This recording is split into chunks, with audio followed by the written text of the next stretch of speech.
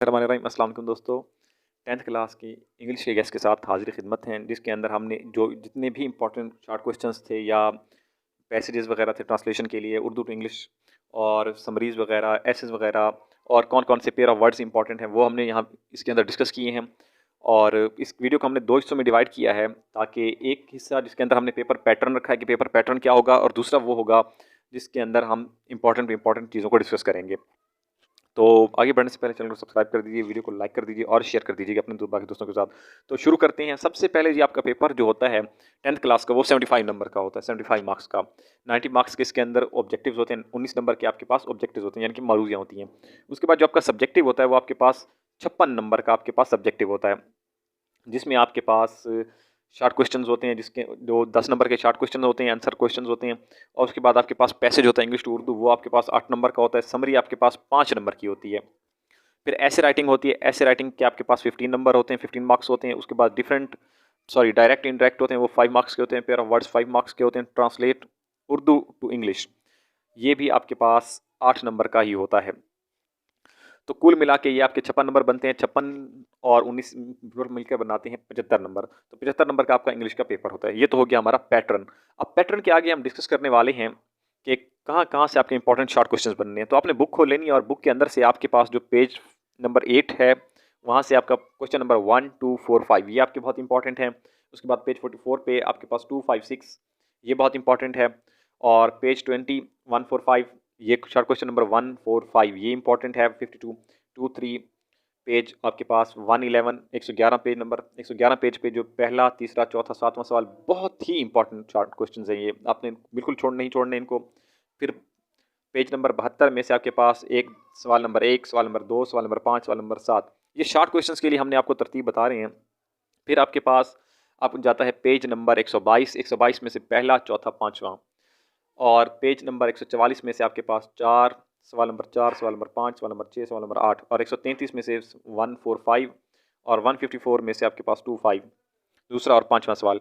तो ये कुल मिला के आपके पास ये शॉर्ट क्वेश्चंस आपने कर लेने हैं, देख लेने हैं आप इनको। अगर एक नज़र देख लेंगे, क्योंकि टाइम बहुत कम रह गया है, तो आपने एक नज़र देख लेना है इन क्वेश्चंस को। उसके बाद जो important lessons for English to Urdu translation है, वो आपका पहला, दूसरा, चौथा, छठा, 9वां, 13वां इन्हीं में से ही आपका एक आना है। तो आप लोग इनको भी एक नज़र देख लीजिएगा। अच्छा, इंपॉर्टेंट समरीज़ की अगर मैं बात करूं, तो हमारे पास ट्राई अगेन और 20 है। ये 2 समरीज़ हैं हमारे पास। फर्स्ट टाइम सेकंड टाइम के अंदर ये डिवाइड होंगी। यही 2 इंपॉर्टेंट समरीज़ हैं। देखिए, गेस्ट को बताने के लिए, गेस्ट बताने का मकसद ये होता है कि आप लोग इंपॉर्टेंट चीज़ों को पढ़ लें। और जितनी मोस्ट इंपॉर्टेंट चीज़ें हैं, ये जो 1, 2, 4, 5, 6 1, 2, 4, 6, 9, 13 ये इंपॉर्टेंट लेसन्स हैं, ठीक है। ये बहुत ही इंपॉर्टेंट लेसन्स हैं, यहाँ से क्वेश्चंस आते रहे हैं। और इंपॉर्टेंट एसेस की अगर मैं बात करूँ, तो हमारे पास जो इंपॉर्टेंट ऐसे हैं वो है हमारे पास जी आपका स्पोर्ट्स एंड गेम्स, कि आपको कौन सी स्पोर्ट्स और गेम्स में आपका कितना इंटरेस्ट है, आप कितना इंटरेस्ट लेते हैं और कितना उनको पढ़ते हैं, ठीक है। उसके बाद हमारे पास आ जाता है क्रिकेट मैच का आंखों देखा हाल आपने बताना है। और उसके बाद my last day at school के अंदर आपने बताना होता है कि किस तरह आप स्कूल गए, आप उठे, जल्दी उठे और मैं उठकर स्कूल गया। मैंने जल्दी उठकर नाश्ता वाश्ता किया, घर वालों से मिला, फिर स्कूल गया, स्कूल गया, स्कूल के अंदर दोस्तों से मिला, प्रिंसिपल से मिले, और इस तरह की जो जितनी भी एक्टिविटीज़ हैं। टेलीविज़न देखिए, जब भी कोई आप ऐसे लिखते हैं, इस तरह का आ जाता है किसी टेक्नोलॉजी के ऊपर, मोबाइल के ऊपर आ जाता है, टेलीविज़न के ऊपर आता है, रेडियो के ऊपर आता है, तो आपने क्या करना होता है, आपने उसको 2 सेक्शंस करने होते हैं। एक, सबसे पहले तो आपने उसका इंट्रोडक्शन लिखना है। ऐसे लिखने का तरीका ये होता है कि सबसे पहले आपने इंट्रोडक्शन लिखना है। इंट्रोडक्शन के अंदर क्या क्या आ जाएगा कि वो चीज़ है क्या, कब इन्वेंट हुई, या अगर आपको ये भी याद नहीं कि कब इन्वेंट हुई, तो उसका थोड़ा सा ब्रीफ सा इंट्रोडक्शन लिख देंगे, किस तरह इसको इस्तेमाल किया जाता है, टेलीविज़न है या टीवी काम क्या करता है, रेडियो है तो वो क्या काम करता है, सेल फोन है तो वो हमारे किस तरह काम आता है। फिर उसका आप लिखेंगे एडवांटेजेस, लिखेंगे कि वो किस तरह से बेनिफिशियल है सोसाइटी के लिए, माशरे के लिए, लोगों के लिए। फिर आप उसके वो लिखेंगे प्रोज एंड कॉन्स, यानी कि उसके नुकसानात लिखेंगे कि क्या क्या उसका डिसएडवांटेज हो सकता है उसका। तो एडवांटेजेस और डिसएडवांटेजेस ये आपको लाजमी होना चाहिए। फिर एक रेनी डे के ऊपर ये बहुत important, my last day at school और रेनी डे, ये मतलब कि हर साल ही इंपॉर्टेंट एसेस की लिस्ट के अंदर मौजूद होते हैं। और माई हॉबी, तो मैं कहता हूँ कि बस पूछो ही मत, ये 3 लेसन्स इन्हीं में से ही एक ना एक तो लाजमी आना है पेपर में। माई हॉबी और कायदे आज़म सबसे आसान जो ऐसे है वो कायदे आज़म का है, ठीक है। कायदे आज़म का ऐसे आसान इसलिए है कि इनकी आपको डेट ऑफ बर्थ याद होती है, फिर इन्होंने अपना इनके वालिद साहब का नाम क्या था, कहाँ इन्होंने पहले वकालत शुरू की, वकालत की तालीम हासिल की, उसके बाद एज अ वकील अपना प्रोफेशन शुरू किया, फिर मुसलमानों की आज़ादी के लिए लड़ते रहे और आखिर में अपना मुल्क अलग बना लिया पाकिस्तान। तो पाकिस्तान के फाउंडर हैं Quaid Azam Mohammad Ali Jinnah, may his rest in peace. तो important Urdu to English paragraphs की अगर मैं बात करूँ तो 1, 4, 5, 8, 9, 10, 12, 14, 16, 19, 21, 25, 27, 35, 37। तो ये कुछ इम्पॉर्टेंट इंग्लिश पैराग्राफ्स हैं जो कि आपने करने हैं। मैं असल में बहुत जल्दी थी, आपको अब एक दिन पहले हम वीडियो अपलोड कर रहे हैं, तो उसकी वजह ये है कि पहले हमारा कोई इस तरह का आइडिया नहीं था, लेकिन फिर हमने सोचा कि यार क्यों ना हेल्प कीजिए, क्योंकि बहुत सारे बच्चे इस तरह के होते हैं जिन्हें बेचारों को पैटर्न ही नहीं पता होता, टीचर्स बताते ही नहीं है, टीचर्स पैटर्न नहीं बताते या उनको पता ही नहीं होता, उन्हें समझ नहीं आती कि कौन कौन सी इंपॉर्टेंट चीज़ें होती हैं। तो एजुकेशन एजुकेशन 312 में हम आपकी हर तरह से हेल्प करेंगे। बस आपने चैनल को सब्सक्राइब करना है और आपने अपना इशू लिखना है और हम उसके ऊपर आपको वीडियो बना के दे देंगे, आपको हर तरह से गाइड करेंगे।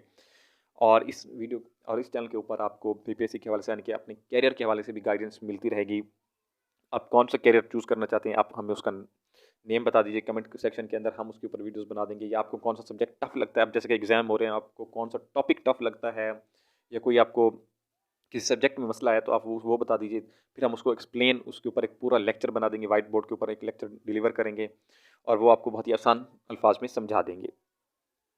इसके बाद हमारे पास कुछ इम्पॉर्टेंट जो हैं वो पेयर ऑफ वर्ड्स हैं, जिस तरह कॉम्प्लीमेंट है या कम्प्लीमेंट है और काउंसिल है, क्यू आर्टिकल और amiable amicable, except after, alter burn baron, floor और वेदर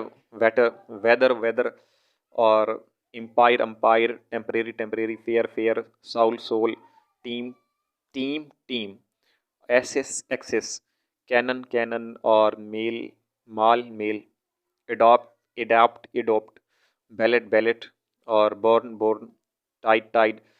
तो ये इस तरह के जो हैं आपके पास, मतलब कि ये इंपॉर्टेंट, ये थोड़ा सा मेरे पास ब्लर हो गया है, वरना काफ़ी ही जो मतलब जितने भी लिखे हुए बस आपने पेयर ऑफ वर्ड्स यही करने, 5 नंबर के आने हैं। तो याद रखिए कि अपने नाम जितना भी आपने तैयारी की हुई है उसको अगर आप एक रात में रिवीजन कर सकते हैं तो आप लोग कर लीजिए, जितना भी आपने पढ़ा हुआ है। अगर आपने बिल्कुल भी नहीं पढ़ा हुआ फिर भी आप कोशिश कीजिए कि एक बार रिवीजन कर लीजिए। होता ये है कि हम लोग क्या करते हैं कि हम लोग बहुत निकम्मी कौम है, हम लोग पढ़ाई की तरफ जाते ही नहीं हैं और पढ़ना हमें बिल्कुल इस तरह के अजाब लगता है। तो आखिरी रात भी अगर आप लोग नहीं पढ़ेंगे तो फिर आपके लिए चांस मुश्किल होते जाएंगे। मैं एक एस्पिरेंट हूँ पीपीएससी का और पीपीएससी की तैयारी करता हूँ बेसिकली। तो वहाँ पे हमारे पास पता क्या होता है कि अगर आपकी फर्स्ट डिवीजन नहीं आई, मैट्रिक के अंदर, इंटर के अंदर फर्स्ट डिवीजन आपकी नहीं है, तो आपके इंटरव्यू के अंदर 5 से 10 मार्क्स काट जाते हैं। क्यों? क्योंकि अगर आपकी फर्स्ट डिवीजन नहीं है, तो अगर हम अभी से मेहनत नहीं करेंगे, जब 5 से 10 नंबर कटते हैं तो फिर आप ज़ाहिर है कि सिलेक्शन इम्पॉसिबल हो जाती है। आप कहीं पे भी जॉब देने जाते हैं, जॉब का इंटरव्यू देने जाते हैं, तो इंटरव्यू के अंदर अगर आपकी फर्स्ट डिवीजन नहीं है तो वो आपको ऐसे ही गंदी नज़रों से देखने लग जाता है कि यार इस बंदे को मैं क्यों लूँ, जब उसके पास आप एक तरफ आप होंगी और एक तरफ एक बच्चा होगा जिसकी फर्स्ट डिवीजन होगी।